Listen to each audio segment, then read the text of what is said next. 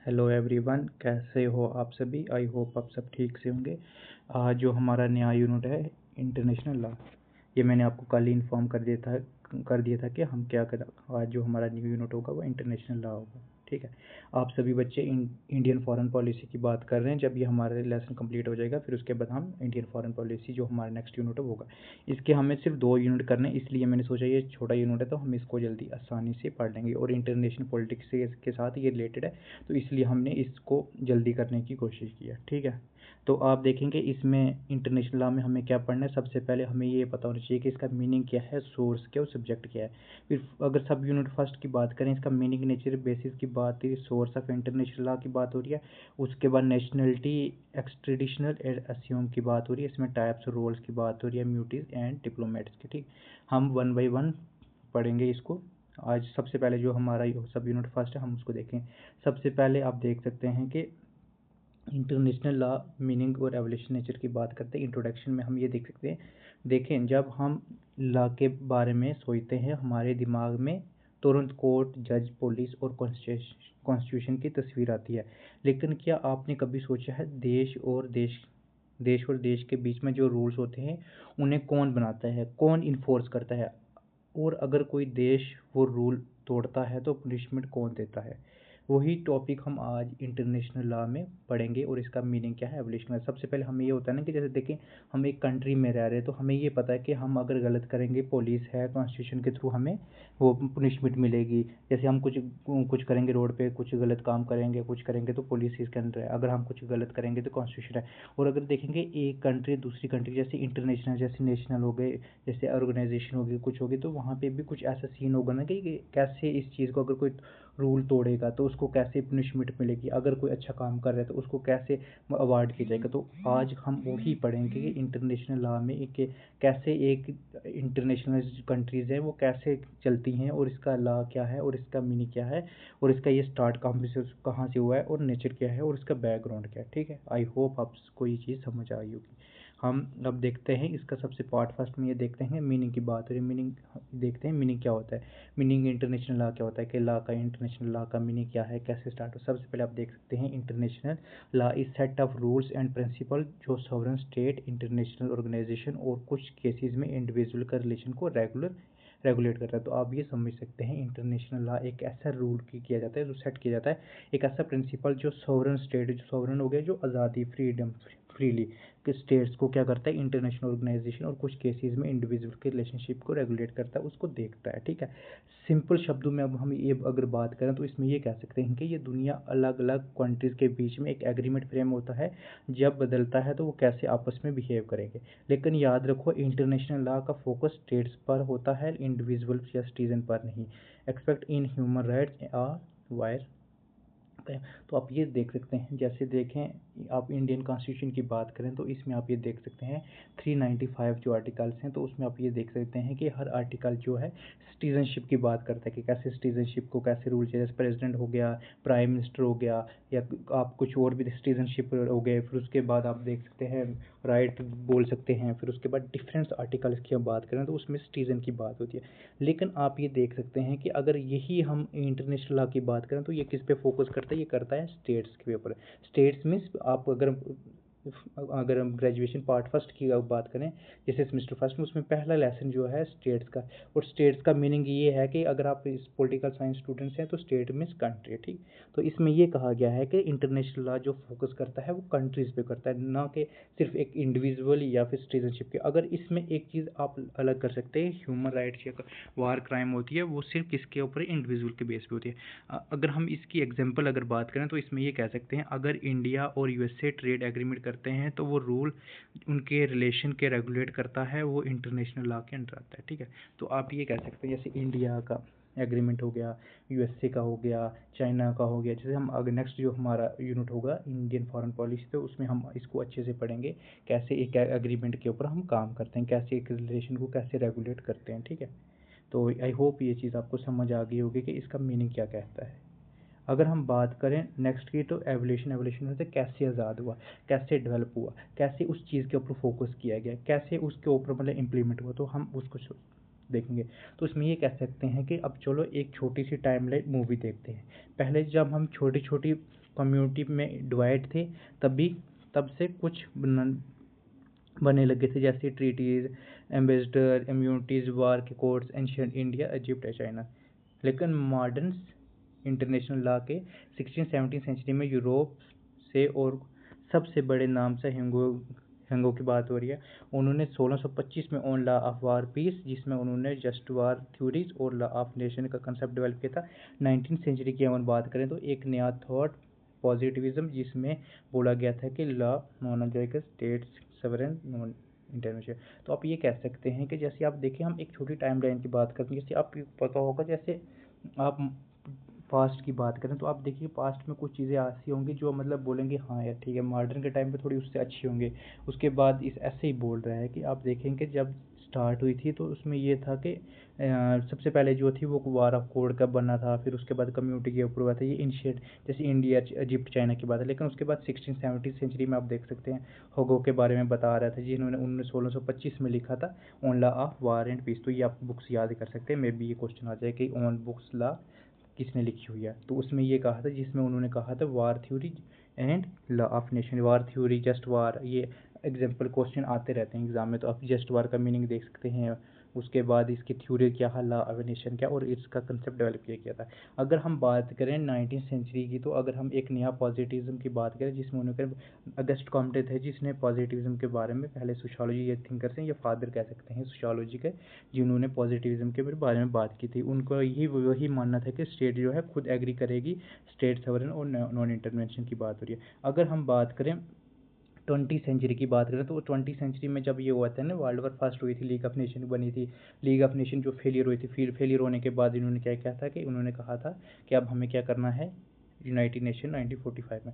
अगर हम बात करें लीग ऑफ नेशन और यूनाइटेड नेशन जो है वो दोनों सेम है, बस इसमें ये था कि इसमें थोड़ी चेंजिंग आ गई थी, कि जैसे देखें ये कहा गया था 1919 में जो चीज़ें आई थी कि उसमें बहुत सी कंट्रीज़ ने क्या किया था, अपनी खुद की मर्जी से करते करते, एक दूसरे से लड़ाई करते करते, जो था 1939 में जो सेकंड वर्ल्ड वार स्टार्ट हुई थी, उसमें भी बहुत नुकसान हुआ था। फिर उसके बाद 1945 में यूनाइटेड नेशन बना था 1945 में, ठीक है। इसमें human right declaration, economic cooperation and नए डायमेंशन इंटरनेशनल लॉ में ऐड हुए थे। तो इसमें ये देखें बहुत सी चीज़ें जो थी वो उसमें ऐड हुई थी, इसमें आप इकोनॉमिक कोऑपरेशन की बात कर सकते हैं, डायमेंशन की बात कर सकते हैं, और इंटरनेशनल लॉ में भी ऐड हुए थे, ठीक है। आई होप आपको ये चीज़ समझ आ रही होगी। अगर नहीं आई होगी तो आप मुझे कमेंट सेक्शन में बता सकते हैं। फिर उसके बाद जो ये कह सकते हैं कोल्ड वार और पोस्ट वार का इम्पैक्ट क्या पड़ा था इंटरनेशनल लॉ और ग्लोबल पॉलिटिक्स में। सबसे आप ये देख सकते हैं 1945 में से लेकर 1990 तक कि दुनिया दो कैंपस में इंडिविजुअल थी, यूएसए एंड यूएसएसआर। उनका यूएन का काम मुश्किल हो गया था, सिक्योरिटी काउंसिल में हर प्रपोजल वोटो हो जाता था। पर इसी वक्त में non alignment movement, third world country थी जो तब एक्टिविटीज अपनी इंडिपेंडेंस पॉलिसी चाहती थी।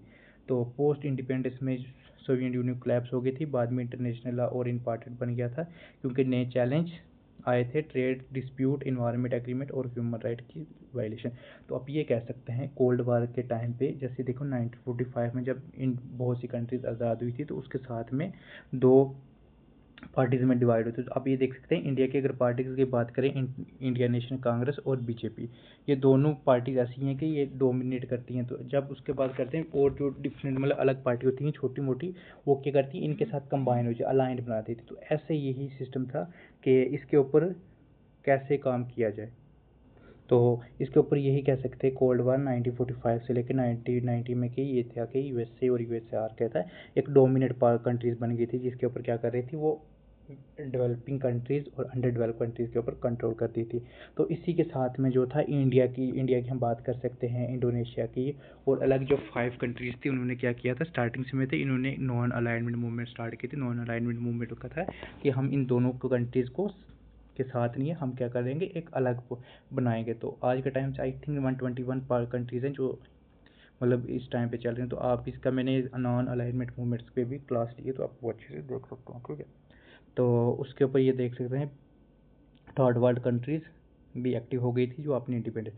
अगर हम बात करें 1990 में क्या चीज़ हुई जो मतलब पोस्ट के बाद हुई, जैसे कोल्ड वार होगी, पोस्ट कोल्ड वार हुई, 1990 में ऐसा चीज़ क्या हुई, 1990 में ये हुआ था कि गोल्फ वार के बाद जो था कि यूएसएसआर जो था वो आस्ते आस्ते टूट रहा था।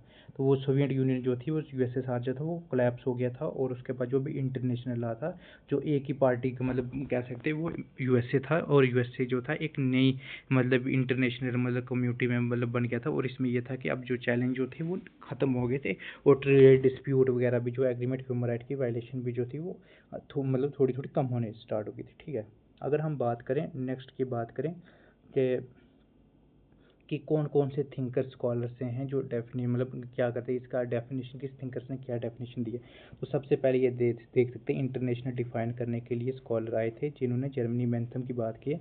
उन्होंने कहा गया था कि 1748 से लेकर 1832 तक इसमें ये कहा गया था कि collection of rules governing relation between states, पहले बस सोवरेन स्टेट को इंटरनेशनल लॉ के सब्जेक्ट माना जाता था, मतलब जिन देशों के पास टेरिटरी, पॉपुलेशन और डिप्लोमेटिक रिलेशन होते थे। तो अगर हम बात करें कि पहले के टाइम पे ये कहा जाता था कि एक कंट्रीज़ के पास अपनी टेरिटरी होनी चाहिए, पॉपुलेशन होनी चाहिए, डिप्लोमेटिक रिलेशन होते हैं। तो लेकिन आज के टाइम पे ये अलग है। आज के टाइम पे इंडिविजुअल जैसे वार क्रिमिनल और इंटरनेशनल ऑर्गेनाइजेशन जैसे यूएन, डब्ल्यूटीओ भी इंटरनेशनल लॉ का सब्जेक्ट होते हैं। ठीक, अगर हम बात करें हार्ड लॉ और सॉफ्ट लॉ की बात करें, आप देखें ना, एक होता है आप ऐसा काम करोगे तो आपको ये पनिशमेंट मिलेगी, अगर आप ऐसा काम करोगे तो आपको ऊपर ये चीज़ की जाएगी।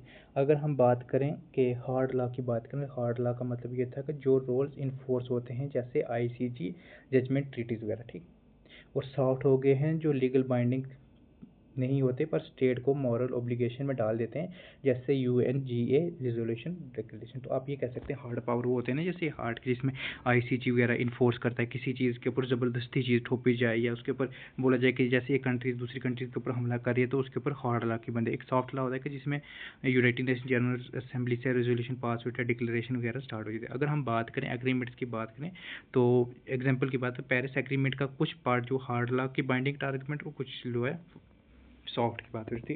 पेरिस क्लाइमेट जो थे एग्रीमेंट था उसमें आप ये देख सकते हैं कुछ जो उनके लॉ थे वो हार्ड थे और कुछ जो थे सॉफ्ट थे। ठीक, अगर हम बात करें इंटरनेशनल लॉ और प्राइवेट लॉ और म्यूनसिपल लॉ में क्या डिफरेंस है, सबसे पहले आप देख सकते हैं बहुत से स्टूडेंट कंफ्यूज हैं। सबसे पहले देखते हैं पब्लिक इंटरनेशनल लॉ में स्टेट के बीच में रिलेशन और रेगुलेट करता है। ठीक, आई होप ये आपको समझ आ गई होगी। और प्राइवेट लॉ में ये था कि जब किसी को दो अलग देशों को सिटीजन के बीच में डिस्प्यूट होता है, जैसे एनआरआई मैरिज केस। अगर म्यूनसिपल लॉ में एक कंट्रीज़ के अंदर में चलने वाली डोमेस्टिक लॉ। आई होप आपको ये तीन चीज़ें जो होगी समझ आ गई। मैंने इसको बहुत आसान लैंग्वेज में लिखा हुआ ताकि आपको एकदम आप पढ़ोगे पीडीएफ से पढ़ो तो आपको एक चीज़ समझ आ गई। अभी आप वीडियोस देखोगे तो आपको थोड़ा सा दिमाग में आएगा, हाँ इसमें ये है। अगर एग्ज़ाम के टाइम पे अगर आप इसको अच्छे से देख भी लोगे तो आपको ये चीज़ जो सर्कुलेट हो जाएगी। हमारा मेन पर्पज़ ये है कि हमें कंसेप्ट समझ आना चाहिए। तो मैंने ये कोशिश किया है कि आपको इस चीज़ का जल्दी से जल्दी जो कंसेप्ट है आसान लफ्ज़ों में समझ आ जाए। अगर नेक्स्ट की हम बात करें कि is international law real law, सबसे कंट्रोवर्शियल सवाल। एक सवाल ये था ना कि इंटरनेशनल लॉ जो है रियल लॉ है या फिर फेक लॉ है या कुछ है। तो एक कॉमन क्वेश्चन होता है ना, जब इंटरनेशनल के पास अपना लेजिस्लेटर नहीं है, पुलिस नहीं है और कोर्ट के पास कंपलसरी पावर नहीं, तो क्या सच में लॉ है? हाँ ये लॉ है, लेकिन स्टेट खुद अपने कॉन्सेप्ट इसमें मान लेती है, और अगर कोई देश तोड़ता है तो उससे sanction association solutions global pressures को फेस करना पड़ता है।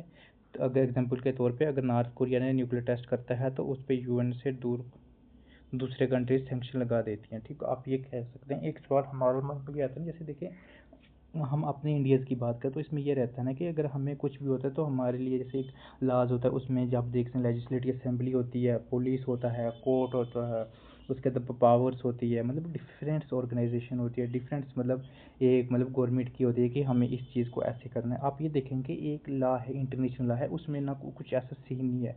वो सिर्फ मतलब सिर्फ लॉ बना हुआ है कि इसमें ऐसे करना। उसका मेन पर्पज़ यही है कि वहाँ पे की जो स्टेट्स हैं, जो कंट्रीज़ हैं, वो क्या करते हैं, इसको मतलब क्या करती है, मान लेती हैं। और उसके बाद अगर कोई कंट्रीज़ इसके ऊपर मतलब तोड़ती है, उस लॉ को तोड़ती है, तो उसके ऊपर डिफरेंट कंट्री क्या करते हैं, सैंक्शन लगा देती है। उसके बाद ग्लोबल प्रेशर आ जाता है। फिर उसके बाद अब ये कह सकते हैं डिफरेंट ट्रेड वगैरह सिस्टम जो होता है वो टोटली ख़त्म हो जाता है। इसलिए कोई भी कंट्री अपनी मनमानी से ही चीज़ कर नहीं सकते। अगर आप ये कह सकते हैं एग्जाम्पल के तौर पर नॉर्थ कोरिया एक ऐसी मतलब कंट्री है कि उसके ऊपर अगर वो कुछ ऐसा काम करेगी तो उसके ऊपर दूसरी कंट्री जो हैं वो सेक्शन वगैरह लगाना स्टार्ट कर देंगी। अगर हम बात करें meaning, nature and bases of international law की, हमने ऊपर ऑलरेडी देख लिया, तो इसको हम थोड़ा सा देख लेते हैं। तो कि ये सेट ऑफ रूल प्रिंसिपल होना चाहिए, relation among sovereign state, international organisation. और अगर सिंपल अंडरस्टैंडिंग, ये वो रूल्स होते हैं जो अलग अलग देशों के बीच में मतलब रिलेशन रखते हैं और उसके बाद में कंट्रोल करते हैं और दुनिया को शांति से और कॉपरेशन से बनाते हैं। अगर थिंकर्स की बात करें तो आप थिंकर्स में देख से हगो की बात हो रही है, फादर ऑफ इंटरनेशनल लॉ। तो आप ये नाम याद रख सकते हो, किसने लिखा हुआ था 1625 में। ये हमने ऊपर ऑलरेडी पढ़ा था, तो आप ये देख सकते हैं फादर ऑफ इंटरनेशनल लॉ जो थे हुगो थे। तो उन्होंने किसकी बात, उनकी बुक्स कौन थी डी ज्यूर्स बेलिस ए स्पेसिस। अगर उसके बाद ओपहेम की बात करें, ये body of customary and treaty rules recognise as legally bindings among states.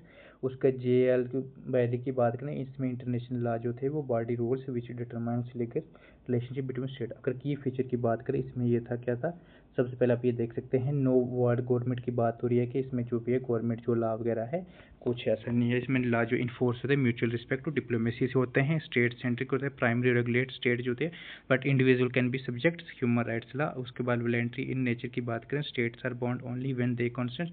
Morality की बात करें, लीगल बाइंडिंग की, इसमें combines moral obligations with legal enforceability. ठीक है। अगर हम बात करें नेचर की बात करें, नेचर में सबसे पहले जो है हॉरिजॉन्टल की बात हो रही है, स्ट्रक्चर की बात हो रही है। तो इसमें ये कह सकते हैं all states are sovereign equals, कोई ऊपर वाला नहीं है। ठीक है। इसमें जो है हर स्टेट इक्वल होती है। डिसेंट्रलाइजेशन का मतलब ये होता है कि नो इंटरनेशनल पुलिस वगैरह इन्फोर्स करती है। इसमें म्यूचुअल अंडरस्टैंडिंग मैंने ऊपर ऑलरेडी बोला है, इसमें जो है कोई भी मतलब पुलिस कोर्ट मतलब ऐसी चीज़ें नहीं होती। इसमें जो भी होता है म्यूचुअल अंडरस्टैंडिंग से जो काम चलता है। तो अगर इसमें बात करें कस्टमरी एंड ट्रीटीज की बात करें, इसमें कुछ रूल्स प्रैक्टिस जो नए आए थे जिसमें कस्टम राइट एग्रीमेंट्स वगैरह भी स्टार्ट हुए थे। अगर ड्यूल की बात करें, इसमें कुछ रूल लीगली बाइंडिंग थे और कुछ जो थे मॉरल बेस पे होते थे।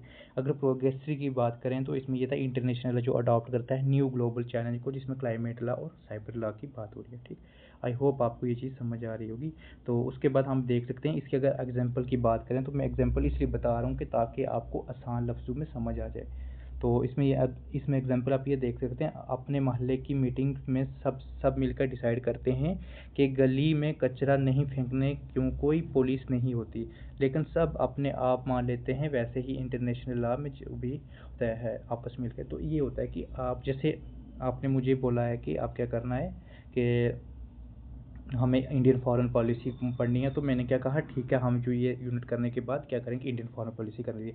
हमारे बीच में कुछ लॉ नहीं है, कुछ सिस्टम नहीं है, तो इसका क्या मतलब ये हो गया ना कि हम दोनों के हमारे आपस में बीच में हम सब के बीच में क्या है, एक अंडरस्टैंडिंग है। जो मेरे स्टूडेंट्स हैं तो उसके बीच में हमें अंडरस्टैंडिंग है, हम एक दूसरे की बात का मान रखते हैं। तो इसलिए क्या होता है कि यही हम एग्जाम्पल इंटरनेशनल लॉ की तरफ कह सकते हैं। वहाँ पे भी पुलिस नहीं है, कोर्ट नहीं है और कुछ ऐसी चीज़ नहीं है जिससे कि मतलब रोक टोक हो, लेकिन फिर भी क्या करते हैं, इंटरनेशनल के लिए जो लॉ होते हैं उसको रिस्पेक्ट और म्यूचुअल अंडरस्टैंडिंग से मान लिए जाते हैं। आई होप आपको ये चीज़ समझ आ गई होगी। अगर हम बात करें बेसिस ऑफ इंटरनेशनल लॉ की बात करें, इसमें नेचुरल लॉ थ्योरीज की बात करें, इसमें हम कह सकते हैं यूनिवर्सल जो मॉरलिटी वगैरह थी थ्योरी, जो जस्टिस की स्टेट पर ऑब्लिगेशन होती थी, ह्यूमन राइट्स जो फोकस करता था। अगर उसके बाद हम बात करें कॉन्सेप्ट थ्योरी की, इसमें ये कहा था स्टेट तभी बॉन्ड होती हैं जब वो अपनी मर्जी से रूल्स एक्सेप्ट करें, जैसे ट्रेडिंग कन्वेंशन की बात हो रही है। ठीक, अगर उसके पॉजिटिव थ्योरी की बात करें, जो एक्चुअल प्रैक्टिस और एग्रीमेंट से रूल बन जाते हैं वही ला बनता है, जिसमें कस्टम प्लस ट्रीटी की बात हो रही है। ठीक है। उसके बाद लास्ट की बात करें, लास्ट थ्योरी के प्रैक्टिस, तो इसमें बात करें एग्रीमेंट मस्ट बी केप्ट, इसमें संधियों निभाने ज़रूरी होता है। उसके बाद आप इसकी शॉर्ट ट्रिक्स देख सकते हैं। अगर एग्जांपल की बात करें, अगर इंडिया और जापान के बीच में एक ट्रेड एग्रीमेंट होता है तो दोनों की मर्ज़ी से बनेगा, किसी तीसरे की ज़बरदस्ती नहीं मनवानी जाती। तो हम इसकी एक एग्जांपल कर सकते हैं, जैसे आप देख सकते हैं शिमला एग्रीमेंट हुआ था, जैसे 90 मतलब बांग्लादेश के बाद हुआ था, 1971 के बाद हुआ था। तो उसके बाद जब ये कह सकते हैं, तो तब ये कहा था कि कश्मीर का जो इशू था वो यूनाइटेड नेशन के में चला गया था। तो उसमें यही कहा गया था कि अब जो दोनों कंट्रीज़ ने ये डिसाइड किया था कि जो भी कश्मीर का इशू होगा तो वो हम दोनों कंट्रीज़ के बीच में को कुछ बाहर की तीसरी कंट्रीज़ को सॉल्व नहीं कर सकती। तो उसके बाद जो था कि ये जो मुद्दा था वो इन दोनों कंट्रीज़ के बीच में चला गया था, तो यूनाइटेड नेशन भी तभी इसके ऊपर कुछ काम नहीं कर पाए। ठीक, आई होप आपको ये चीज़ समझ आ गई होगी। तो इसमें ये कहा गया था कि कोई तीसरा बंदा नहीं कर सकता, आपके बीच में रोक टोक या कुछ ऐसा सीन नहीं कर सकते। ठीक है, अगर इंपॉर्टेंट पॉइंट्स की बात आप कर सकते हैं तो इंटरनेशनल लॉ जो है डज नॉट सेंट्रलाइज लेजिस्लेटिव, इसमें ये था कि स्टेट लेजिस्लेटिव या पुलिस वगैरह या कुछ ऐसा कुछ नहीं था, उसमें स्टेट कॉन्स्टिट्यूशन म्यूचुअल रिस्पेक्ट की वजह से होता है। इसमें से अगर कुछ कोई तोड़ता है तो उसमें सैंक्शन डिप्लोमेट वगैरह स्टार्ट हो जाते हैं, इंटरनेशनल लॉ जो इन्फोर्स होता है, ठीक है। ये इसके आप मतलब ये इंटरनेशनल अगर सब स्टेट अपने मोहल्ले में रूल करती है, नेचर ये था, बेसिस क्या था। आई होप आपको ये समझ आ गई होगी। अगर इसी मैंने फ्लो चार्ट में भी आपको बता दिया है कि इसका मीनिंग कैसे था, इसका नेचर क्या है, इसका स्टेट क्या है। तो अगर हम नेक्स्ट सब यूनिट की बात करें तो वो कौन सा था, सोर्स ऑफ इंटरनेशनल लॉ, कि हमारा सोर्स क्या है, जरिया क्या है। तो इसमें ये कह सकते हैं कि domestic law there parliament to makes law, court to interpret them, police to enforce them. But international law has no parliament, no global police. Then how does the world accept certain rules and law? The answer is understanding source of international law. The founding opens entire international legal system. तो इसमें ये कहा गया था, सबसे आप ये देख सकते हैं सोर्स क्या है, जरिया क्या है, कि पार्लियामेंट्स मेक लॉ बनाती है, इंटरप्रेट करती है, पुलिस होती है। जैसे आप देखेंगे डोमेस्टिक लॉ में होते हैं, जैसे इंडियन कॉन्स्टिट्यूशन की बात करें तो इसमें देखिए उन्होंने पुलिस के लिए अलग से बनाए हुए हैं, कोर्ट के अलग से बनाए हुए हैं, right to equality, right to freedoms, right to speech, right to expression, और डिफरेंट से डायरेक्टिव प्रिंसिपल आ गए। फिर उसका प्राइम मिनिस्टर का आप देख सकते हैं, प्रेसिडेंट का देख सकते हैं, मनी बिल का देख सकते हैं, डिफरेंट। और पंचायत इलेक्शन, म्यूनसिपल इलेक्शन, तो आप देखिए हर चीज़ के लिए उन्होंने एक लॉ दिया, कानून दिया हुआ है। और उसको इन्फोर्स करने के लिए भी मतलब उन्होंने गवर्नमेंट ने रखे हुए हैं कि ये अगर कोई इसको वायलेट करेगा इसकी ये पनिशमेंट है। लेकिन आप ये समझ सकते हैं कि वर्ल्ड में जो इंटरनेशनल लॉ है इसमें कोई भी ऐसा ना पार्लियामेंट है, ना ग्लोबल पुलिस है, ना कुछ ऐसी रिस्ट्रिक्शन, लेकिन फिर लोग कैसे मत है, इसका यही मतलब पता चल जाता है कि सोर्स जो इंटरनेशनल लॉ का है उसमें यही कहा गया था कि लोग क्या करते हैं, कंट्रीज क्या करती है, म्यूचुअल अंडरस्टैंडिंग की वजह से उस चीज़ के ऊपर करते हैं, और कुछ उनका दबाव होता है कि अगर हमने कुछ काम किया, कुछ लॉ तोड़ा तो हमारे ऊपर सैंक्शन वगैरह भी लग जाएंगे, ठीक। अगर हम बात करें डेफिनेशन ऑफ सोर्स इंटरनेशनल की बात करें तो इसमें सोर्स क्या था, सबसे पहले ये देखते हैं लीगल जो ओरिजिनल होता है इंटरनेशनल का, dried from validity, authority and legitimacy. I hope ये चीज़ आप याद कर सकते हैं, मे बी इसमें क्वेश्चन आ सकता है कि कहाँ से ड्राइव्ड हुआ है। तो अगर हम बात करें कि थिंकर्स की बात करें, सबसे पहले आप जर्मनी बेंथम की बात करते हैं, 1748 से लेकर 1832 में जो इनकी मतलब डेथ हुई। तो इसमें ये देख सकते हैं ये कॉइंड किया था टर्म जो इंटरनेशनल लॉ के, जो डिफाइन करता था एक collection of rules relation between states. ये आप देख सकते हैं इसमें ये किसने लिखी है, जर्मनी बेंथम ने लिखी है। और उसके बाद कह सकते हैं सोर्स ऑफ इंटरनेशनल लॉ का ये था कि वो क्या करते थे, रूल्स करता था, principle custom and agreements that state organise legal binding, ठीक है, रिकॉग्नाइज लीगल बाइंडिंग। इसमें सोर्स ऑफ इंटरनेशनल क्या था ना कि वो रूल्स बनाता था, प्रिंसिपल से हो गए, कस्टम्स हो गए, एग्रीमेंट्स हो गए, स्टेट को रिकॉग्नाइज करता था लीगल बाइंडिंग के लिए।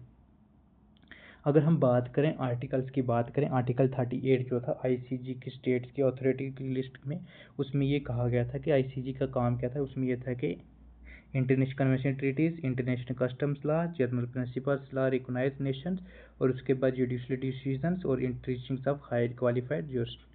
अगर मैंने ये किया हुआ जो भी हमारे जैसे आर्टिकल्स हो गए यूनाइटेड नेशन के, और उसके बाद डिफरेंट इंटरनेशनल लॉ के, हम जो तो इसके 2 यूनिट्स हैं, जो हम थर्ड यूनिट करेंगे उसमें हम क्या करेंगे, जो भी इंटरनेशनल लॉ के हैं एक बार अच्छे से पढ़ लेंगे, मतलब कोई चीज़ नहीं छोड़ेंगे कि इस्लामिक क्या किस चीज़ की बात की है, कौन सा लॉ कैसे।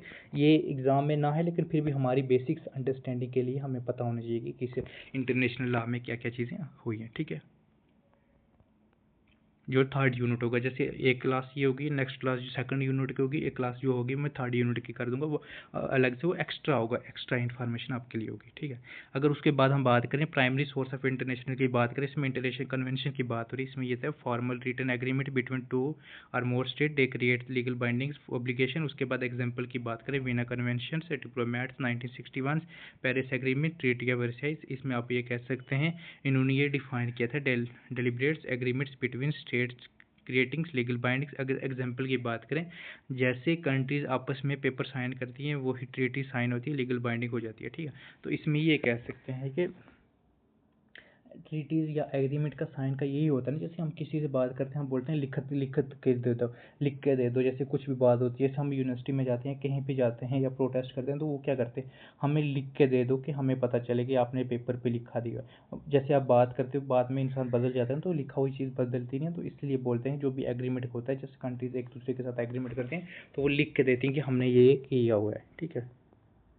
अगर उसके बाद इंटरनेशनल कस्टम्स की बात करें, इसमें कस्टम्स जो होती है प्रैक्टिस होती है फॉलोड बाय बिलीव्स ओपिनियंस वगैरह, जिसमें प्रैक्टिस और लीगल ऑब्लिगेशन की बात करें। इसमें दो की बात करें, दो टाइप्स के एलिमेंट्स होते हैं इसमें। स्टेट प्रैक्टिस होते हैं जिसमें क्या बोलते हैं कॉन्सिस्टेंट रिप्रेजेंटेशन ऑफ एक्ट्स, और ओपिनियन जस्टिस जिसमें physiological belief that legal bindings operates. अगर उसके बाद एग्जांपल की बात करें, freedom of negotiation, international waters, diplomatic immunity between customary law codified and treaties. अगर आईसीजी की एग्जांपल बात करें, नॉर्थ सी जो थे कंटिन्यूस शेल्फ केस जो था 1969 में, इसमें ICJ led dons critical up for crusted last. उसके बाद हम होगो की बात करें, इन्होंने कस्टम इंटरनेशनल लॉ किया था, और जो अस्टिन थे उन्होंने क्रिटिसाइज किया, ठीक है, custom wire sovereign sanction not law. तो आप इसमें दो चीज़ें आप याद कर सकते हैं। जो होगो थे वो कौन से फादर ऑफ इंटरनेशनल लॉ थे, उन्होंने किसके ऊपर बात की थी, कस्टम इंटरनेशनल लॉ के ऊपर बात की थी। और जो जॉन अस्टिन थे उन्होंने क्रिटिसाइज किया था इसके, उन्होंने कहा था custom without sovereignty sanction is not law.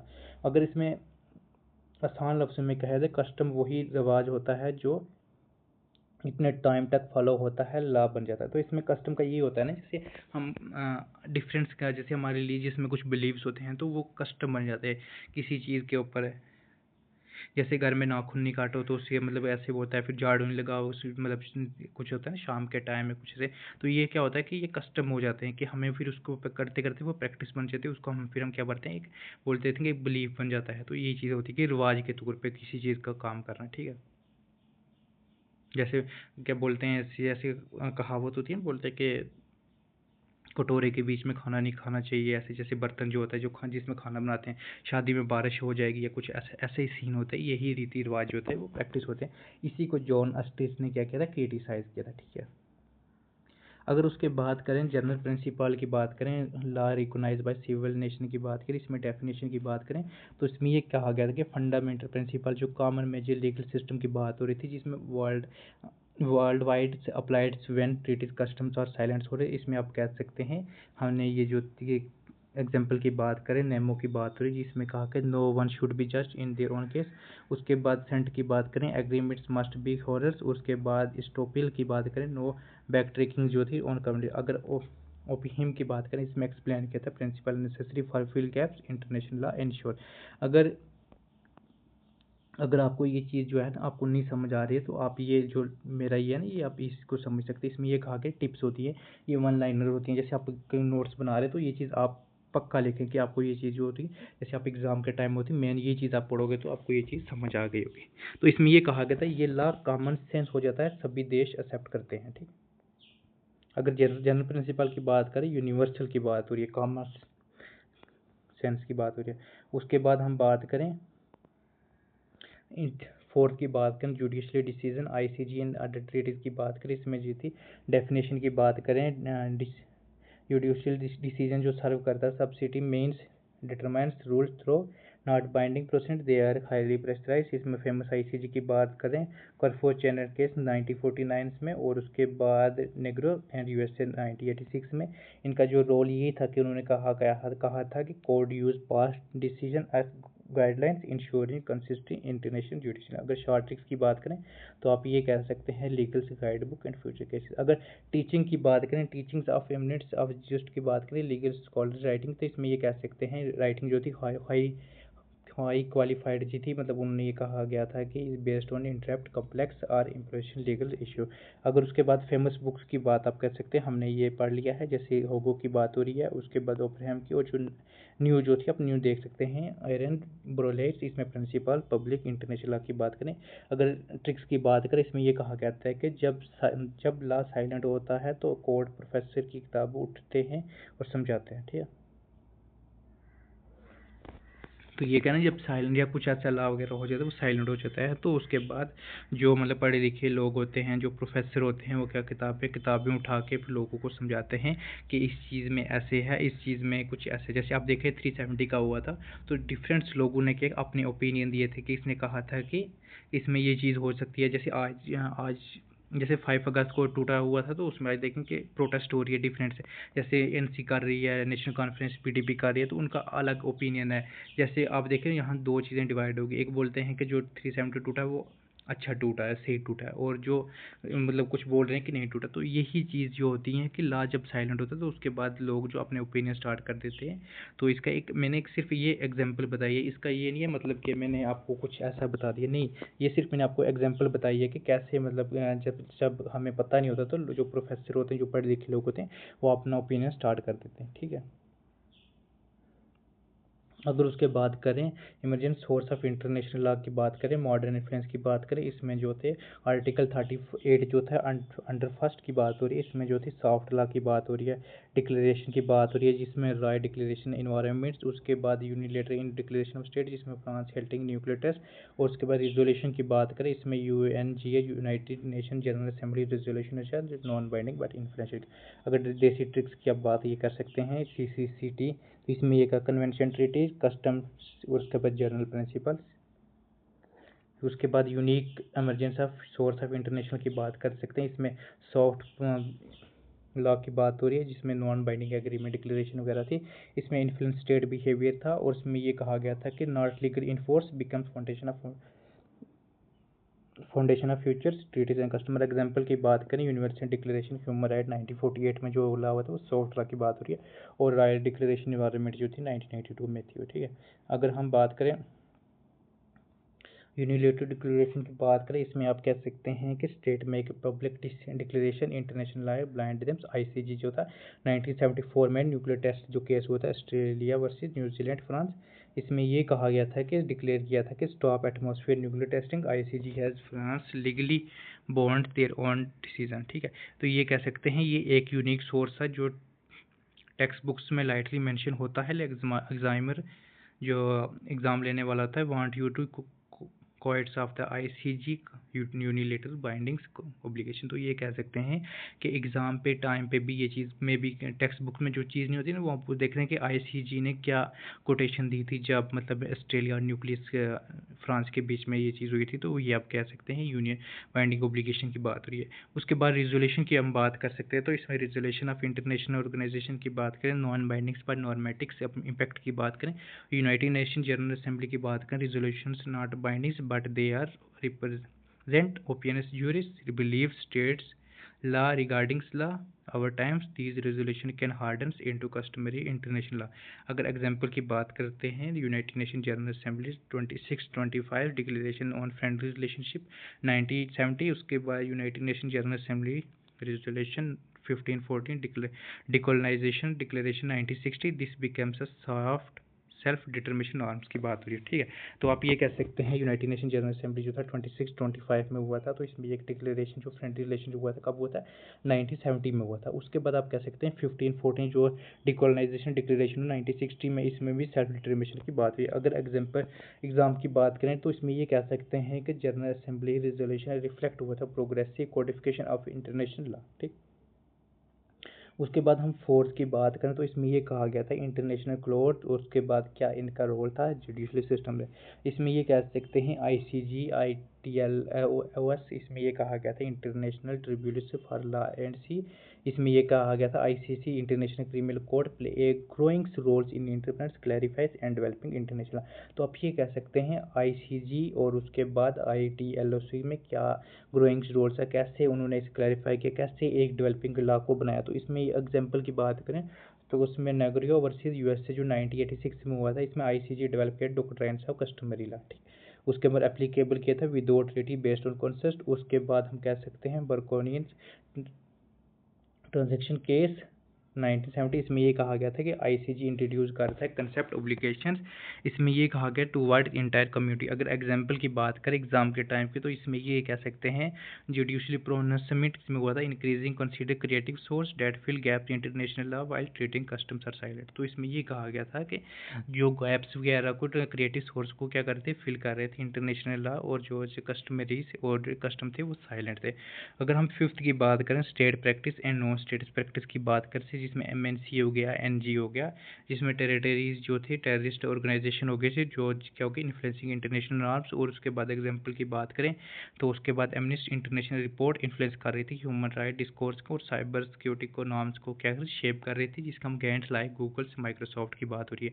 अगर हम मॉडर्न डे की सोर्स की बात करें इसमें सेंट्रिक अलोन की बात हो रही है, जिसमें global private acts are becoming soft regulators and international conduct. अगर 6 पॉइंट की बात करें रिलीजन्स इंटरनेशनल लॉ जो लोकलाइज कस्टम ट्रीटीज की बात हो रही है, जिसमें रीजनल इंटरनेशनल लॉ जो था क्या कर रहा था कि एग्रीमेंट कर रहा था कि regional organisations agreements often regional international law की तरफ जा रहा था which may not be universal but bindings in the region. Example की बात कर सकते हैं European Union law, African Union charter, SAARC treaties. इसमें ICJ जो था वो क्या कर रहा था रिकोगनाइज कर रहा था regional customs where universal applicable custom absent. इसमें ये कह सकते हैं कि रीजनल लॉ और लोकल कस्टमाइज कैसे मतलब मिल के काम करते, तो इसमें एग्रीमेंट्स वगैरह होते थे जिसमें रीजनल और इंटरनेशनल लॉ दोनों मिल के काम करते। आप इसमें कह सकते हैं कि यूरोपियन यूनियन हो गया, उसके बाद अफ्रीकन यूनियन हो गया, फिर उसके बाद सार्क ट्रीटीज होगी जो क्या करती थी both local and international law को करते थे।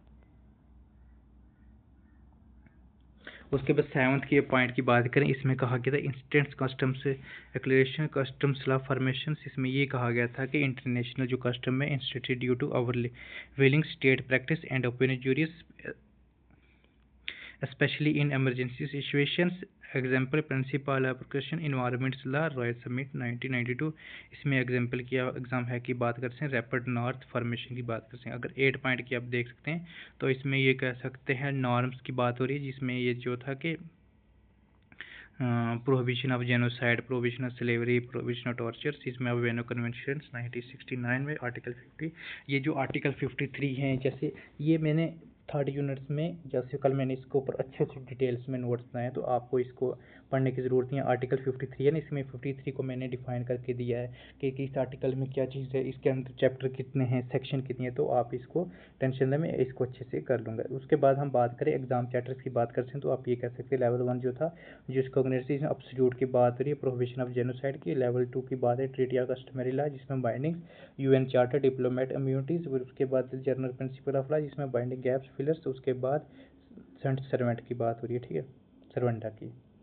उसके बाद हम बात करें लेवल 4 की तो इसमें जुडिशियल डिसीजन जिसमें आप कह सकते हैं लेवल 5 की बात करते हैं सब्सिडी की बात हो रही है। लेवल 6 की बात करें सॉफ्ट लॉ वगैरह की बात हो रही है जिसमें नॉन बाइंडिंग की बात हो रही है, UDHR की बात हो रही है। फिर उसके बाद लेवल 7 की बात करें यूनिलेटरल डिक्लेरेशन जिसमें सेल्फ बाइंडिंग की बात हो रही है, ठीक है, जिसमें 1 लाइन समरी की बात कर सकें।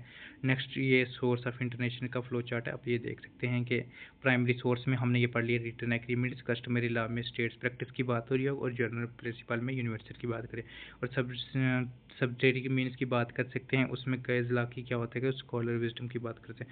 इमरजेंसी की बात करें नॉन बाइंडिंग सी की बात हो रही है, सी बाइंडिंग की बात हो रही है। उसके बाद NGO वगैरह वो ये देख सकते हैं। फिर MCQ के बाद देख सकते हैं MCQ में सबसे पहले अगर क्वेश्चन आ जाए तो इसमें ये आ सकता है which of the ICJ states provide the authority list of source of international law. तो इसका आंसर क्या है आर्टिकल 2। तो इसमें ये कहा गया था एक्सप्लेनेशन आर्टिकल 1 जो था मास्टर डिफाइनिंग करता है treaty custom general principle judicial decision and just की बात हुई है, ठीक है। अगर उसके बाद हम बात करें सेकंड की बात करें तो इसमें ओपिनियन जो था वो जो critical elements forming which source की बात हो रही है, इसमें जो थे कस्टमरी इंटरनेशनल लॉ की बात है जो साथ में मैंने एक्सप्लेनेशन भी दी है तो ये आप पढ़ सकते हैं, ठीक है। अगर उसके बात करें which case establish that unilateral declaration by state can be legal binding, तो इसका जो आंसर है न्यूक्लियर टेस्ट केस की बात हो रही है ऑस्ट्रिया वर्सेस फ्रांस 1974 की बात हो रही है। उसके बाद सॉफ्ट लॉ जो रेफर करता है वो क्या करता था उसमें ये कहा गया था कि नॉन बाइंडिंग्स वो उसके बाद गाइडलाइंस की बात हो रही है, ठीक है। अगर 5th क्वेश्चन की बात करें तो उसमें विच नॉर्म कंसिस्ट जो है जस्ट कॉग्निट ऑब्लिगेशन, इसका आंसर जो है prohibition of slavery. 6th question आप देख सकते हैं। 7th क्वेश्चन देखते हैं विच स्कॉलर जो थे वो फादर ऑफ इंटरनेशनल लॉ कहा जाता है, आप बता सकते हैं इसका आंसर जो था होगो है। उसके बाद 8 की हम बात करें तो इसमें ये कहा गया था कि ICJ जो एम्फसाइज कर रही थी कि binding nature of customary international law in which case, तो इसका आंसर जो था वो क्या था नेगोरा एंड USA 1986 में। अगर नॉन की बात करें, नॉन स्टेट एक्टर की बात करें, इन्फ्लेसी इंटरनेशनल लॉ की बात करें, तो इसमें जो होता है सी था NGO वर्सी MNC की। उसके बाद जनरल असेंबली रेजोल्यूशन जो था वो बिकम हुआ था source of international law when they reflect, तो उसका आंसर जो था वो बी था। ठीक, ये जो थे PYQs हैं वो आप देख सकते हैं, जैसे इंटरनेशनल लॉ में जो मतलब डिफरेंट एग्जाम में आए तो मैंने लिखा हुआ, तो आप ये देख सकते, explain the various source of international law, इसमें आप देख सकते हैं हमने इसको अच्छे से कर लिया है।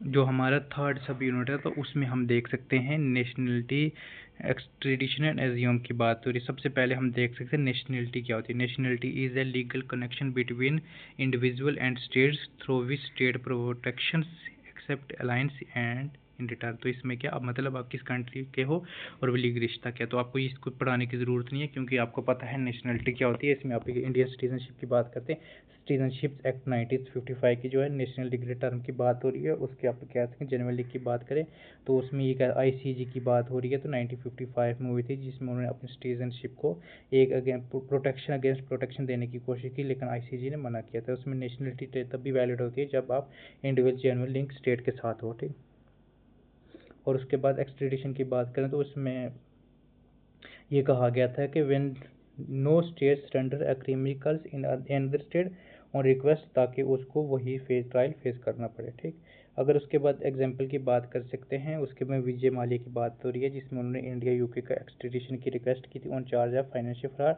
अभी भी वो UK कोर्ट में केस चल रहा है ह्यूमन राइट के ग्राउंड पे। अगर उसके बाद अबू सलीम की बात करें तो उसमें ये कहा गया था कि प्रत्युष ने अबू सलीम को इंडिया को एक्सट्रेड किया था, लेकिन स्पेशली प्रिंसिपल अप्लाई किया था सिर्फ वही केस में जो ट्रायल होगा जो एक्सट्रेडिशन वारंट में लिखा है। तो उसके बाद हम कह सकते हैं कि इसके प्रिंसिपल्स की बात करें, ड्यूल क्रिमिनलिटी की बात करें, इसमें अगर इंडिया में क्राइम्स तो सामने वाले कंट्रीज भी चाहिए, जिसमें मनी लॉन्ड्रिंग इंडिया UK की बात हो रही है। उसमें स्पेशलिटी रूल की बात करें तो उसमें ये कहा गया था मुस्लिम जो पुर्तगाल से लेकर सिर्फ टेररिस्ट को चार्ज में ट्रायल चल सकते हैं, दूसरे चार्ज के लिए नहीं है। उसके बाद नो पॉलिटिकल ऑफेंस एक्सट्रेडिशन की बात करें, उसमें ये कहा गया था कि अगर क्राइम पॉलिटिकल है तो एक्सट्रेडिशन नहीं मिलेगा। और उसके बाद डेथ पेनल्टी की बात करें, यूरोपियन कंट्रीज UK इंडिया को एक्सट्रेडिशन तब भी देगी जब इंडिया डेथ पेनल्टी से पहले इट छोड़ देगी। तो उसके बाद अजलूम की बात करें तो उसमें टाइप्स, लीगल स्टेटस, एग्जांपल की बात करें तो इसमें ये कह रहे थे प्रोटेक्शन कर रहे थे स्टेट्स को, जो फॉरेन प्रिंसिपल को कैसे कर रहे थे, फॉरेन पीपल्स को कैसे प्रोटेक्ट कर रहा है। उसमें ये कहा गया था कि दलाई लामा जो थे इंडियन टेरिटरी एज्यूम दिया था, जिसने उन्होंने जब चाइना में वही तिब्बत का इशू किया था। रोहिंग्या रिफ्यूजीज की बात है कि इंडिया ने एज्यूम लेकर सी करके, लेकिन इंडिया ने स्टैंड आउट किया था, लेकिन रिफ्यूजी कन्वेंशन के मेंबर नहीं है। तो उसके बाद ये आप देख सकते हैं टाइप्स की बात करें, टेरिटरी और डिप्लोमेट। टेरिटरी में होता है दलाई लामा की बात हो रही है जो इंडिया को दिया गया था, और उसके बाद डिप्लोमेट की बात हो रही है जो लंदन में दिया गया था। ठीक है, ये आप इतना आराम से इसको वन लाइन में देख सकते हैं इस तीनों का चीज क्या है।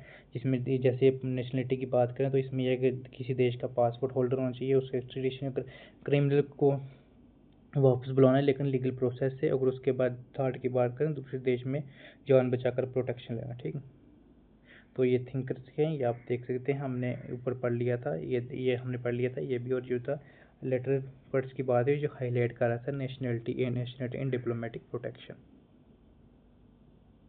उसके बाद हम नेशनलिटी के थिंकर्स की बात करें तो उसमें सबसे पहले हैं ओकहेम की बात हो रही है, जिनकी थ्योरी थी nationality is the legal bonds between states and individual. इसका जो बुक थी इंटरनेशनल लॉ एंड ट्रीटीज की बात हो रही है। उसके हर्ष की बात करें डिप्लोमेटिक प्रोटेक्शन जो थी वो क्या रही अप्लाई हो रही थी नेशनलिटी एक्ट में। इसमें ये ही कहा गया था कि function of law is the international communities. और उसके बाद हम कह सकते हैं जो केस हुआ था 1959 में, तो इसमें NB केस हुआ था 1959 में। इसमें जो थे जेन्युइन लिंकिंग थी, nationality must be reflect real connection, ICJ judgment जो है कस्टमरी लॉ सोर्स की बात हो रही है। उसके बाद बेंथम की बात करें जो काइंड कर रहा था इंटरनेशनल लॉ को, जो लिंक्ड हो रहा था आइडेंटिफाइड सॉवरेनिटी, जो इंट्रोड्यूस कर रहा था प्रिंसिपल मॉरल्स एंड लेजिटिमेट्स। ठीक, अगर आप यूनिक एग्जांपल की बात कर सकते हो तो उसमें आप ये कह सकते हैं ड्यूल नेशनलिटी इशू, जैसे इंडिया यूएसए का था, India does not allow dual nationality in India America. मतलब ये कहा गया था कि इंडिया में सिर्फ एक सिटीजनशिप है, ड्यूल नेशनलिटी का नहीं है। उसके बाद ये जो था 2019 की, ये आप जो नेशनलिटी भी नहीं थी रिलीजन परस्पेक्टिव पे, ठीक है। उसके बाद आप ये देख सकते हैं जो लास्ट का जो एक्सट्रेडिशन की बात करें, इसमें जो थे थिंकर्स जो थे होगो की बात हो रही है, इनकी हमने ये पढ़ लिया। उसके बाद ऐसी इंटरनेशनल ट्रीटीज भी देख लिया। उसके बाद एम शरीफ जो थे बसोनी थे, इन्होंने डेवलप किया था concept of international criminal judicially case. इसमें ये कहा गया था इंटरनेशनल जो थे एक्सट्रेडिशनल जो थे यूनाइटेड स्टेट्स ऑफ प्रैक्टिस की बात हो रही है, ठीक है। अगर लैंड मार्क की बाकी लैंड रिमार्क की बात करें तो इसमें ये कहा गया था कि ये एग्ज़ाम में क्वेश्चन आ सकते हैं, लैंडमार्क क्या था, ठीक है। तो सबसे पहले आप ये देख सकते हैं यूके जो था 1989 में ECHR आप कह सकते हैं, इसमें जो था रिफ्यूज़ किया था USA due to death penalty, fear of human rights. उसके बाद मुस्लिम की हमने बात करें पुर्तगाज में, उन्होंने स्पेशली अप्लाइड किया था। पुर्तगाज इंश्योर कर रही थी प्रोसीजर राइट्स को। और सिविल जमालिया की हम बात करें जिसने इंडिया और यूके की है। उसके बाद हम कह सकते हैं यूनिक जो थी उसमें ये कहा गया था नरेंद्र मोदी केस जो था यूके एक्सट्रेडिशन लॉ का। और उसके बाद इंडिया यूए जो एक्सट्रेडिशन की बात करें, उसके बाद हम ये कह सकते हैं जो नेक्स्ट जो था उसमें हम ये थे थिंगर्स केस और यूनिक की बात करें, जिसमें आप ये देख सकते हैं कि ये हमने फर्स्ट पढ़ लिया। सेकंड की हम बात करें तो इसमें ये कहा गया advocate integrated refuge rights diplomatic protection, इसमें आर्टिकल ह्यूमन राइट्स की बात हो रही है। उसका जेन की बात करें स्टडीज और लीगल स्टेटस की बात हो रही है, डिप्लोमेट की एक्सटेंशन की इंटरनेशनल लॉ जो कर रहे थे, ठीक है। अगर लैंडमार्क की बात करें कोलंबिया वर्सेस पेरू की बात हो रही है 1950 में जो केस हुआ था, इसमें ये क्लैरिफाई किया था कि not general legals but sovereign privilege की बात करिए। उसके बाद जो 1948 में जो हुआ था UDHR हुआ था, ह्यूमन राइट्स बना था, तो उसमें ये कहा था एवरीवन हैज़ राइट्स, उसको हर इंसान को मतलब ये था हर इंडिविजुअल को राइट दिए थे। उसमें आप कह सकते हैं करके सिर्फ कन्वेंशन हुए थे जिसमें रीजनल ट्रीटीज और डिप्लोमेट एज्यूम हुआ था कब लेटिन अमेरिका में। उसके बाद अगर एग्जाम्पल की बात आप कह सकते हैं दलाई जो थे वो उन्होंने क्या कहा था यूनिक जो थे इंडिया की बात करी। उसके बाद हमने रोहिंग्या केस की भी बात कर लिया, ठीक है। ये MCQs है। MCQs आप देख सकते हैं कि who among the following nationality legal bondings की बात हो रही है, इसमें ओपहैम्स की बात हो रही है। उसके बाद जेनियल बुक्स की बात करते हैं, नोटबुक NB की बात हो रही है, केस की बात हो रही है। उसके बाद the process of one state formation surrender criminal to another state is called extradition की बात हो रही है। फिर उसके बाद which principle state extradited principle can be try to be offence which he she extension, उसके बाद प्रिंसिपल की बात हो रही है। उसके बाद आप कह सकते हैं कि कौन सा केस बना था, कोलंबिया और पेरू का बना था, ठीक है। उसके बाद यूनिवर्सल डिक्लेरेशन जो ह्यूमन राइट बना था आर्टिकल 40 जो प्रोवाइड हुआ था राइट टू एज्यूम की बात हो रही है, ठीक है। अगर उसके बाद हम 7th की बात करें, इसमें ये कहा गया था कि which of the following is not ancient element of statehood under international law की बात करी, इसमें मेंबरशिप इंटरनेशनल रिलेशन की बात हो रही है। इसका प्रिंसिपल नॉन रिफॉर्मेंट की अस्योरिटी होती है, इसमें रिफ्यूजी प्रोटेक्शन की बात हो रही है।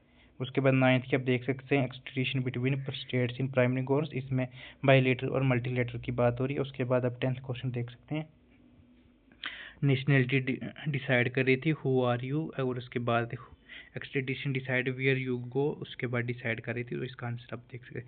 अगर एजेंशियन रीजन की बात करें जैसे नेट JRF में ये ऐसे क्वेश्चन आ सकते हैं, तो आप ये देख सकते हैं जब मैं PDF दूंगा तो आप उसको अच्छे से देख सकते हैं कि इसका आंसर क्या है, ठीक।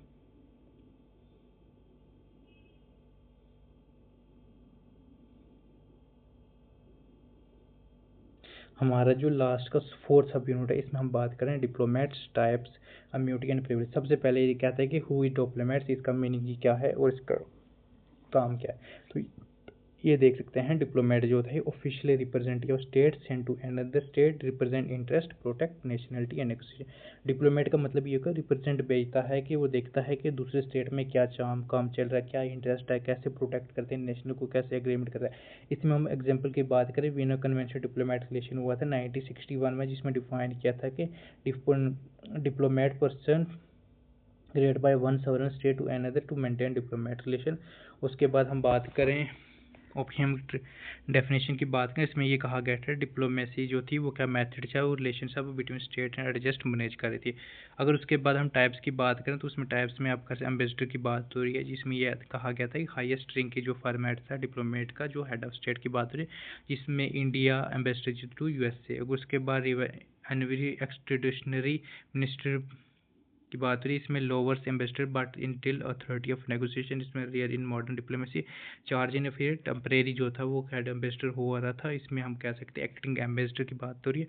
उसके बाद कंसल्ट वाइस कंसल की बात हो रही है, जिसमें आप कह सकते हैं फोकस जो इकोनॉमिक सिटीजन सर्विस की बात हो रही है, नॉट पॉलिटिकल रिलेशन की बात हो रही है।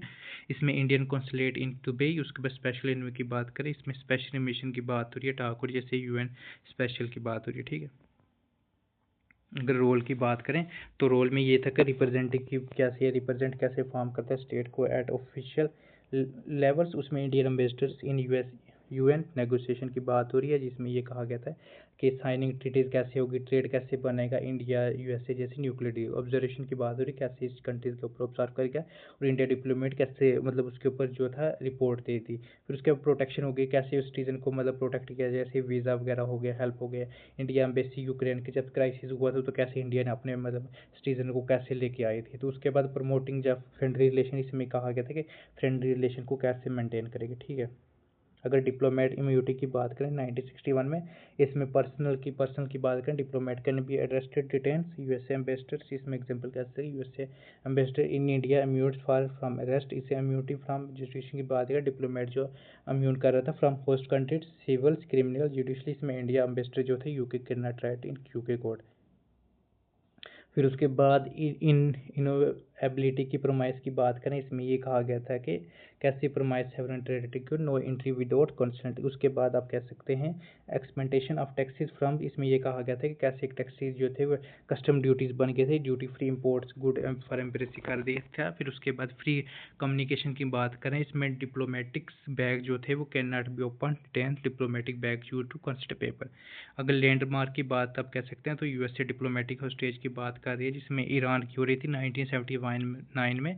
इसमें ये कहा गया था जो वायलेशन हुई थी वीसीडीआर यूनाइटेड सिक्योरिटी कौंसिल जो कंडम कर रहे थे, ईरान ब्रिज ने डिप्लोमेट इम्यूनिटी की थी। फिर उसके बाद जुलियन असांज जो थी, उनमें ये कहा गया कि अवेंसी हाईलाइट इनोवेटिव डिप्लोमेटिक प्रिंसिपल। उसके बाद हम कह सकते हैं के बी केस जो था इंडिया यूएसए 2013 में इशू डिप्लोमेट इशू जो था फॉर्मेशन कर रही थी प्रिंसिपल इम्यूनिटी डिबेट्स की बात करें। अगर लिमिटेशन की बात करें, फंक्शन ये था कि immunity grant only official act private act में भी, इसमें पर्सनल भी ये कहा गया था कि host country can declare diplomat PNG forcing recall without reasons. उसमें वायरी इम्यूनिटी की बात करें, sending states with immunity procedure की बात हो रही है। इसमें एग्जांपल की बात करें तो इसमें डिवानिस केस जो था 2013 की बात हो रही है, जिसमें क्या हुआ था इंडिया यूएसए डिप्लोमेटिक रो आया था, जिसमें इंडिया आर्ग्यू किए थे full immunity USA applied function immunity principle, ठीक। अगर बुक्स की आप बात कर सकते हैं तो इसमें यह था ओपी हेनरी की बात हो रही है, जिसमें father of modern political thought की बात हो रही है, जिसमें कंसेप्ट डिप्लोमेसी की बात करी, इंटरनेशनल ट्रीटीज की बात हो रही है। इसके बाद सैदो गाइड की बात हो रही है, डिप्लोमेट्स की बात है, इसमें प्रैक्टिस मैनुअल टू डिप्लोमेट्स। उसके बाद जी स्वाज बेगर्स की बात हुई, इसमें इम्पहाइज कर रहा है प्रैक्टिकल इम्यूनिटी लिमिटेशन। और बुक्स की बात करें मैनुअल इंटरनेशनल लॉ, अगर शार्ट ट्रिक्स ये देख सकते हैं, ठीक है। उसके बाद यूनिक्स की बात करें तो इसमें ये कहते हैं इंडिया पाकिस्तान का जो था वो करतारपुर जो डिप्लोमेटिक हुआ था। उसके बाद विदेश भवन जो था सेंटर ऑफ इंडिया की बात हुई। अगर इंपॉर्टेंट कोटेशन बुक्स की बात करें तो ये कह सकते हैं इंटरनेशनल लॉ जो थी ट्रीटीज़ की बात हो रही है, तो इसमें ये क्लासिफिकेशन इंपार्टमेंट डेफिनेशन की बात हो रही है। उससे स्टेटो की बात करें, इसमें एनसिस्ट सेटो की बुक थी, इसमें बाइबल्स ऑफ प्रैक्टिस डिप्लोमेसी की बात करें, डिप्लोमेसी जो थी वो हेलवुड की थी। इसमें types of function diplomacy explanation in detail की बात हो रही है। उसमें मैनुअल की बात थी जॉर्ज की थी। इसमें limit of diplomatic immunity discuss की बात हो रही है। उसके बाद लॉ ऑफ नेशन की बात होगो की थी, जिसमें foundation of modern diplomatic principle की बात हो रही है, जो विना था कन्वेंशन जो थी 1961 में। इसमें जो थी लीगल फ्रीडम डिप्लोमेटिक की बात हो रही थी कम्युनिटी की, ठीक। अगर उसके बाद हम बात करें लीगेंसी थिंकिंग कंट्रीब्यूशन की, हॉगो की बात करें 1583 से लेकर 1645, इसमें ये कहा गया था कि फादर ऑफ इंटरनेशनल लॉ की बात हो रही है। इसमें एस्टैब्लिश किया था मॉरल्स लीगल बेसिस डिप्लोमेसी, जो इसकी जो बुक्स थी वो आप देख सकते हैं। डे जोरर बेली, इसमें जो उन किसकी बात की थी, on law of war and peace की बात है। अर्नेस्ट चर्च की बात करें 1843 से लेकर 1929, इसमें कहा गया था कि डिफाइंड डिप्लोमेस एप्लीकेशन इंटेलिजेंस जो प्रोटेक्ट कर रहा था conduct official relationship between governments and independent states. अगर सर एल ओपिनियन की बात करें, ये फॉर्मलाइज करता है लीगल स्टेट से डिप्लोमेट्स कंसेप्ट ऑफ इन्वेस्टर्स। अगर हेनरी की बात करें, डिप्लोमेसी जो आर्ट रिस्ट्रेटिंग पावर था, इसमें फोकस कर रहा था नेगोशिएशन बैलेंस की पावर, ठीक। उसके बाद हर लॉर्ड की बात हो रही है, वो क्या कर रहे थे, ओल्ड डिप्लोमेसी को न्यू डिप्लोमेसी की तरफ ओपन पब्लिक कर रहे थे, ठीक है। तो ये हमने ये पढ़ लिया है। कोटेशन की बात करें तो इसमें होगो की बात ही, ambassador is living between nation and officials for voice of peace escalation. उसके बाद हम करते हैं अर्नेस्ट की बात करें, diplomacy is arts of negotiation between equal language of mutual respect. उसके बाद हम बात कर सकते हैं एल ओपिनियन की बात कर सकते हैं तो प्रीहिम की, तो इसमें यह diplomat immunity is not privilege individual but necessary for the effective perfumes in diplomat function. उसके बाद हेनरी की बात करें, diplomacy is not ingenious, it consist balance conflicting. उसके बाद हॉलोड की बात करें, a diplomat is a principle who can tell you to go hells in such a way that you look forward journey. Classic हरम्यून्स exams impact डालेगा, ठीक है। अगर उसके बाद हम बात करें एग्ज़ाम से स्पेशल, तो इसमें डिप्लोमेसी के बारे में पूछ सकता है। उसके बाद ग्रेटिस क्या डिप्लोमेसी के बारे में कर सकता है, या फिर उसके बाद क्रोनोलॉजी आर्डर में पूछ सकते हैं। तो ये चीज़ आप डेट्स वगैरह याद कर सकते हैं। अगर हम बात करें कि एग्ज़ाम में जो क्वेश्चन वो कैसे आ सकता है, जैसे हम कैसे एजेंशियल रीज़न की बात करें तो उसमें ये कह सकते हैं कि अगर एजेंशियल की बात करें तो उसमें ये कहा, Vienna convention on diplomatic relation 1961 codified the rule regulations diplomats privilege and immunities. उसके बाद ये इनका ये था कि a diplomats immunes from both civil criminal judicial of host state और सर्कमस्टांस। इसमें आप ये आंसर देख सकते हैं, इसका आंसर जो है ए ट्रू है और फॉल्स है। इसमें VCDR जो था डिप्लोमेट कम्युनिटीज़ की इम्यूनिटी की बात कर रहा है, तो इसमें क्या चाहिए आप नेक्स्ट क्वेश्चन भी आप देख सकते हैं। एजेंशियल रीज़न जैसे एग्जाम में क्वेश्चन है, मैंने उस हिसाब से बनाया था, जब मैं PDF शेयर करूँगा तो उसके आपको अच्छे से पढ़ लेना। फिर उसके बाद हम कह सकते हैं कि फैक्चुअल जो क्वेश्चन होते हैं वो कैसे आ सकते हैं। तो इसमें ये कहा गया था कि under which article VCDR 1961 can diplomat be declare personal non Greta, तो आर्टिकल 9 था, ठीक। उसके ऊपर बात कर सकते हैं the concept function of necessity diplomat की बात करें, इसके बाद वियना कन्वेंशन 1961 की बात हो रही है, ठीक। उसके बाद हम कह सकते हैं which of the following is not diplomat function of under article 3 की बात हो रही है। इसमें एक्सेस की बात हो रही है, और रिसीविंग स्टेट सिटीजन की बात हो रही है। आर्टिकल्स ये देख सकते हैं हमने कितने अच्छे से बनाया। अगर हम बात करें फुल जो था इंटरनेशनल की बात कर सकते हैं, हमने रिवीजन की बात करना है, यूनाइटेड नेशन की बात करें तो इसका मतलब इसका मीनिंग नेचर की बात हो रही है। इसमें बेंथम्स की बात हो रही है, होगो की बात हो रही है, मोरल ऑब्लिगेशन की बात हो रही है। इसके दो थिंकर्स बुक्स की बात कर रहे हैं, होगो थी, फिर उसके ऊपर हेम्स की थी। अगर एग्जाम्पल की बात करें, इंडिया जो रिस्पेक्ट करती थी जिसमें एग्रीमेंट्स वगैरह की बात हो रही है। अगर शॉर्ट ट्रिक्स की बात करें, GOPC, ठीक है।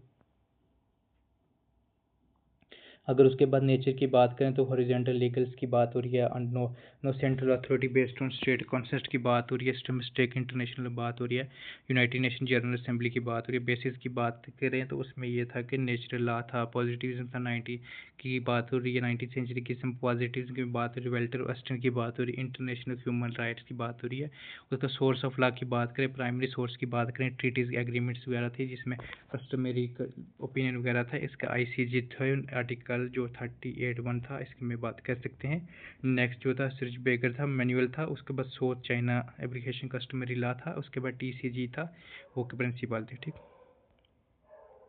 अगर उसके बाद करें मेन थीम्स की बात करें या सब थीम्स की बात करें की कंसेप्ट की देखें तो उसमें ये कहा गया था कि जनरल प्रिंसिपल लॉ जो थे वो गुड्स थे, उसके ऊपर जुडिशली वगैरह थी। अगर सब थीम की बात करें, सब सब्सिडी की, तो जुडिशली ICJ की बात हो रही है जिसमें ये राइटिंग स्कॉलर्स की बात हो रही है। ICJ एडवाइजरी डिप्लोमेट्स, इसमें हम कह सकते हैं नाइजीरियस, उसमें US की बात हो रही है। सॉफ्ट लॉ की बात करें जिसमें क्या होता है कि सॉफ्ट के हिसाब से काम करना, कि जिसमें लीगल बाइंडिंग वगैरह हो, जिसमें UN डिक्लेरेशन राइट की बात हो रही 1948 में इसको हुई थी, ठीक। उसके बाद नेशनलिटी की बात करें तो इसमें था नेशनलिटी एक्सट्रेडिशन और अज्यूम की बात हो रही थी। हमने इसको अच्छे से पढ़ लिया है तो आप इसको कोई प्रॉब्लम नहीं आएगी।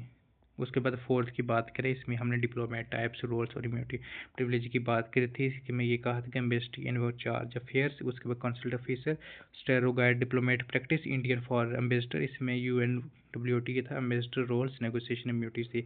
उसके बाद रिप्रेजेंटेटिव की बात करें तो इसमें नेगोशिएशन प्रोटेक्शन की बात हो रही है, ओपेंस डिप्लोमेसी थ्योरीज की बात हो रही है जिसमें हम कह सकते हैं करतारपुर की बात हो रही है, ठीक है। उसके बाद इम्यूनिटीज़ वगैरह की देख सकते हैं, आर्टिकल 61, VCDAR जो 1961 था, article 22, article 29, 31 function necessary principle की बात हो रही थी। इसमें वीना कन्वेंशन की बात हो, 1961 की बात हो रही है, USA की बात हो रही है। तो इसमें आप कह सकते हैं फ्लो चार्ट की बात करें तो इसमें यह था कि यूनिट फर्स्ट की बात करें, इसमें होगा था, ओपन एस्पेक्ट था, मीनिंग नेचर की बात हो रही है। TCGDS की बात करें, treaty custom general principle, judiciary scholar की बात हो रही है।